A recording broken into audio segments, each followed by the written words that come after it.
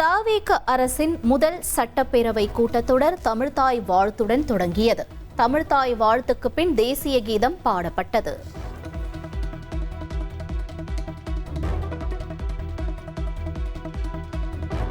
சாதி மதங்களை கடந்து பணம் கொடுக்காமல் தாவேகாவை மக்கள் தேர்ந்தெடுத்துள்ளதாக ஆளுநர் புகழாரம் சூட்டினார்.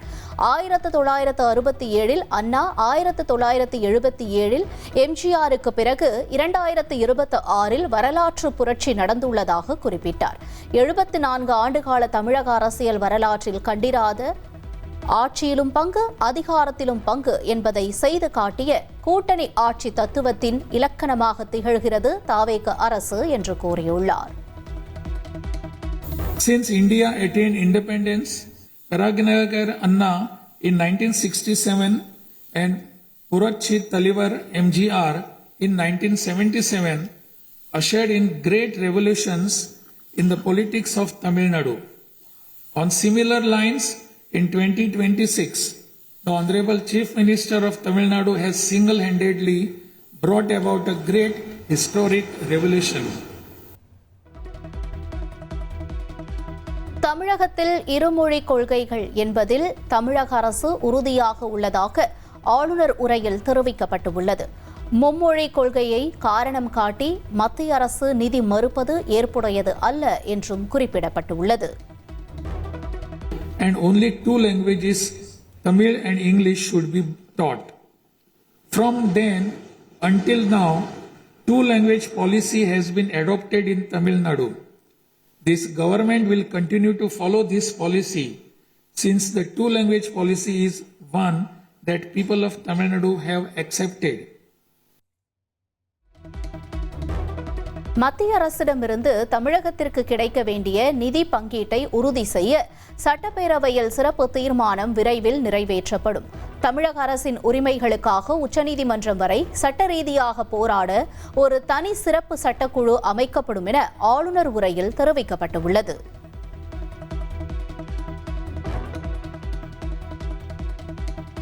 தமிழ்நாட்டிற்கான நிதி பகிர்வில் மத்திய அரசு காட்டும் பாரபட்சமான அணுகுமுறை விரைவில் அதிகாரப்பூர்வ அறிக்கையாக வெளியிடப்படும். மாநில உரிமைகள் மற்றும் நிதி ஒதுக்கீட்டில் நிலவும் சிக்கல்களை மக்களுக்கு தெரிவிக்கும் வகையில் ஆளுநர் உரையில் தெரிவிக்கப்பட்டுள்ளது.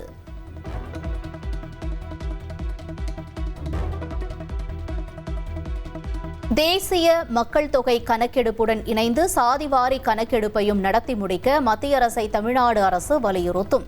சாதிவாரி கணக்கெடுப்பு முடிந்த பின்னர் தமிழ்நாட்டில் சமூக நீதி கணக்காய்வை மாநில அரசு நடத்தும் என்றும் ஆளுநர் உரையில் கூறப்பட்டுள்ளது.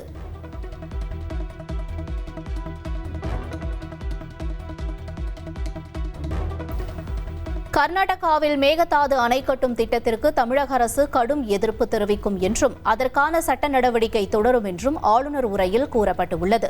தமிழகத்திற்கு உரிய காவிரி நீரை விரைந்து விடுவிக்க வேண்டும் என்றும் உரையில் வலியுறுத்தப்பட்டுள்ளது. Establishment of the Center for Airborne Systems, that is CABS, near Hosur, halting government of Karnataka's attempt to build a Mekedatu Dam, preventing the arrest of Tamil Nadu fishermen by the government of Sri Lanka and immediate release of fishermen and their boats, and has requested that all necessary assistance, including financial assistance, be extended to Tamil Nadu.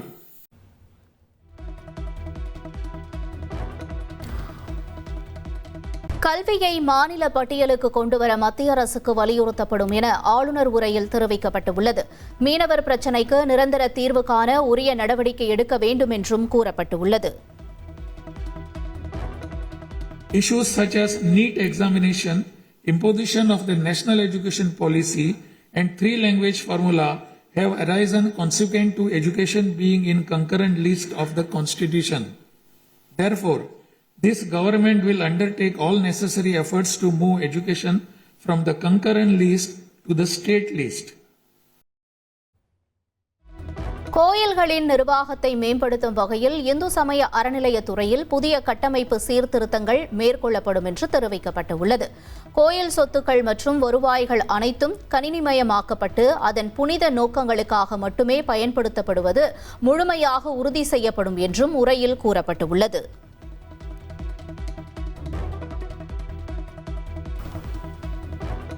அரசு நிர்வாகத்தில் ஊழலை முழுமையாக ஒழிக்கும் நோக்கில் அனைத்து துறைகளின் கொள்முதல் மற்றும் டெண்டர் நடைமுறைகள் வெளிப்படையாக காட்டப்பட உள்ளன.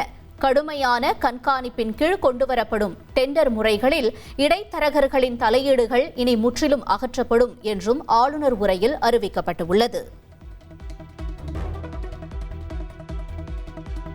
தமிழகத்தில் உள்நாட்டு மற்றும் பன்னாட்டு முதலீடுகளை ஈர்க்க தலைமைச் செயலாளர் தலைமையில் புதிய முதலீட்டு ஊக்குவிப்பு ஆணையம் அமைக்கப்பட உள்ளது. 2036ஆம் ஆண்டுக்குள் $1.5 டிரில்லியன் பொருளாதாரம் கொண்ட மாநிலமாக மாற்ற நடவடிக்கை எடுக்கப்படும் என்று ஆளுநர் உரையில் தெரிவிக்கப்பட்டுள்ளது.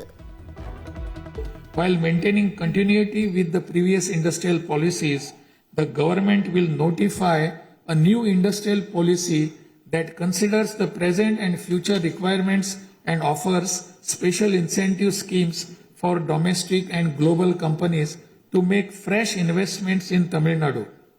This government will enhance the ease of doing business environment by upgrading the single window system into a fully digital platform applicable to all sectors and granting all permissions swiftly without any administrative delay. ஆளுநர் உரைக்கு பதிலுரையாற்றும் வகையில் சட்டப்பேரவை கூட்டத்தொடர் வரும் செவ்வாய்க்கிழமை வரை நடைபெறும். சட்டப்பேரவை அலுவல் ஆய்வுக் கூட்டத்திற்கு பின் சபாநாயகர் JCD பிரபாகர் அறிவிப்பு.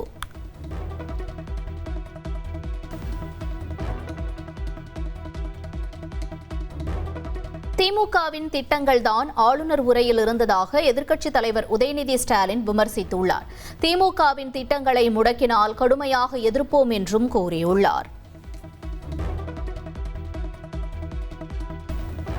69% இடஒதுக்கீடு, இருமொழிக் கொள்கை, உயர்நீதிமன்றத்தில் தமிழ் வழக்காடு மொழி, சென்னையில் உச்சநீதிமன்ற கிளை, கீழடி உள்ளிட்ட அகழாய்வுகள்,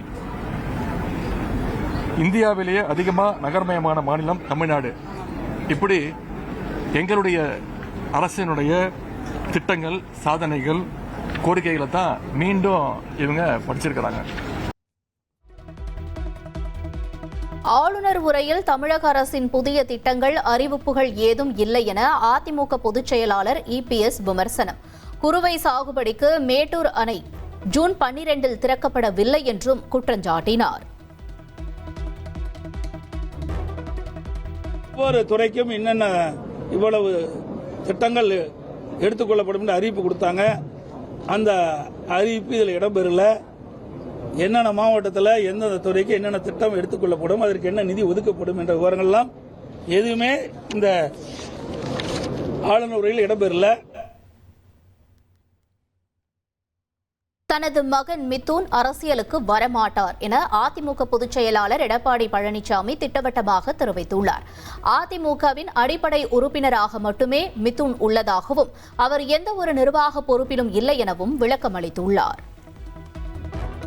என்னுடைய மகன் மிதுன் அவர்கள் அரசியலை வருவதை பற்றி பல விமர்சனங்கள் தொலைக்காட்சியிலையும் ஊடகத்திலும் வந்திருக்குது. அது தவறு.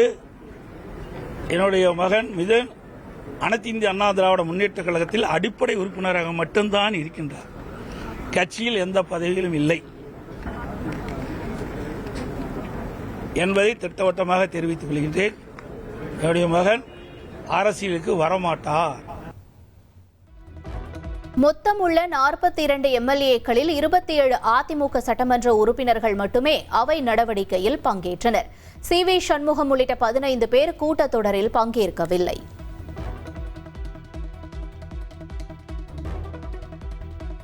மறைந்த தியாகி நல்லக்கண்ணு மற்றும் பிரபல திரைப்பட இயக்குநர் பாரதி ராஜா ஆகியோரின் மறைவுக்கு நாளை சட்டப்பேரவையில் இரங்கல் தெரிவிக்கப்பட உள்ளது.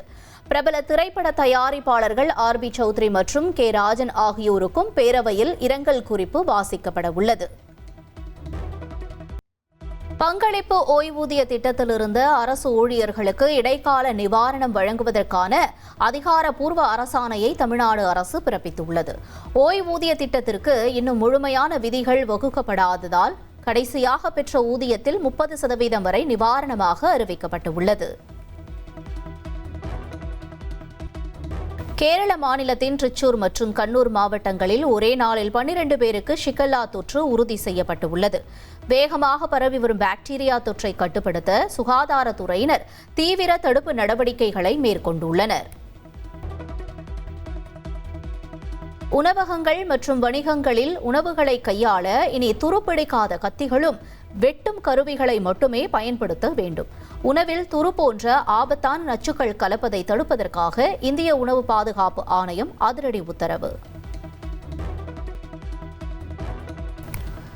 இந்து, சீக்கியம் உள்ளிட்ட குறிப்பிட்ட மதங்களை சேர்ந்த பட்டியலினத்தவர் மட்டுமே தனி தொகுதியில் போட்டியிடுவதை உறுதி செய்ய கோரிய வழக்கை சென்னை உயர்நீதிமன்றம் தள்ளுபடி செய்துள்ளது. வேட்பாளர்களின் சான்றிதழ்களை ஆய்வு செய்ய தேர்தல் ஆணையத்திற்கு அறிவுறுத்தப்பட்டுள்ளதால் முறைகேடுகள் இருந்தால் தேர்தல் வழக்கு தொடரலாம் என நீதிபதிகள் குறிப்பிட்டுள்ளனர்.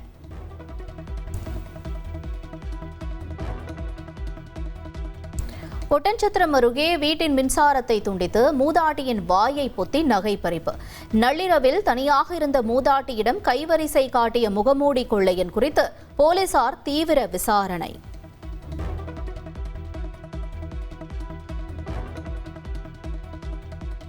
ராமநாதபுரம் அரசு மருத்துவமனையில் தவறான சிகிச்சையால் பெண் உயிரிழந்ததாக கூறி உறவினர்கள் 2வது நாளாக போராட்டம். அரசு மருத்துவமனை வளாகத்திற்கு முன்பு போராட்டத்தில் ஈடுபடுபவர்கள் போலீசாருடன் வாக்குவாதம்.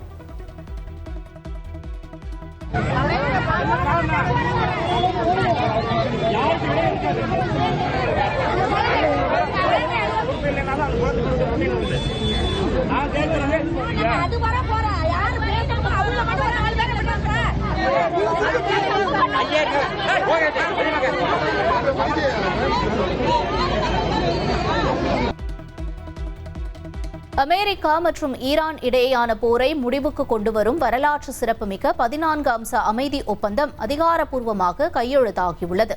இருதரப்பு ராணுவ நடவடிக்கைகளும் உடனடியாக நிறுத்தப்படுவதுடன் ஹார்மூஸ் நீரிணையும் வணிக கப்பல்களின் போக்குவரத்திற்காக முழுமையாக திறக்கப்பட உள்ளது.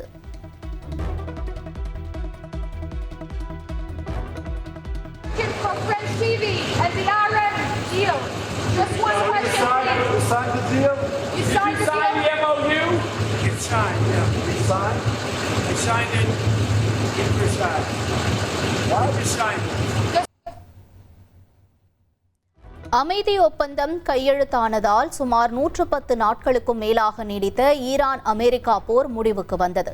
கடல் வழி போக்குவரத்து சீராக உள்ளதால் சர்வதேச சந்தையில் கச்சா எண்ணெய் விலை குறையும் என்று எதிர்பார்க்கப்படுகிறது.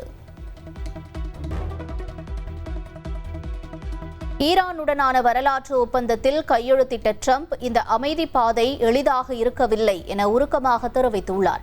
பல மாத உலகளாவிய பதற்றத்திற்கு பின் எட்டப்பட்ட இந்த ஒப்பந்தம் சர்வதேச பாதுகாப்பிற்கான முக்கிய மைல்கல் என்றும் பெருமிதம் தெரிவித்துள்ளார்.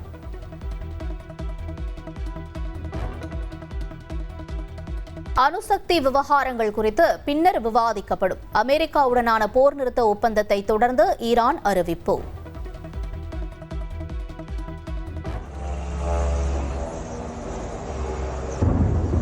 ரஷ்ய தலைநகர் மாஸ்கோவில் உள்ள எண்ணெய் சுத்திகரிப்பு நிலையம் மீது யுக்ரைன் ட்ரோன் தாக்குதலால் எண்ணெய் கிடங்கு பற்றி எரியும் நிலையில் அணைக்கும் பணி முடுக்கிவிடப்பட்டுள்ளது.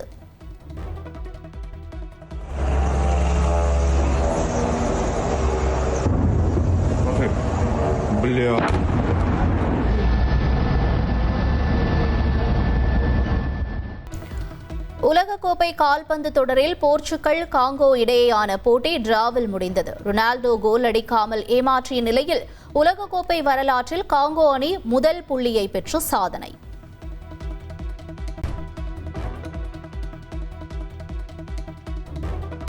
உலகக்கோப்பை கால்பந்து தொடரின் லீக் ஆட்டத்தில் குரேஷியாவை 4-2 என்ற கோல் கணக்கில் வீழ்த்தி இங்கிலாந்து அணி அசத்தல்.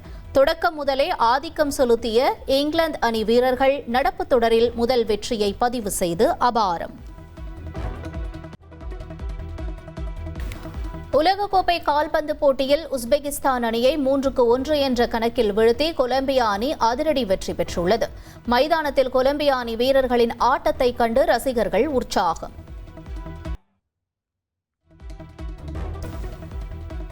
திருப்பதி ஏழுமலையான் கோயிலில் நடிகை சமந்தா மற்றும் எங்கள் தங்கம் திரைப்பட குழுவினர் சுவாமி தரிசனம் செய்தனர். கோயிலுக்கு வெளியே வந்த நடிகை சமந்தாவை திரளான ரசிகர்கள் சூழ்ந்து கொண்டு மிகுந்த உற்சாகத்துடன் செல்ஃபி எடுத்துக் கொண்டனர்.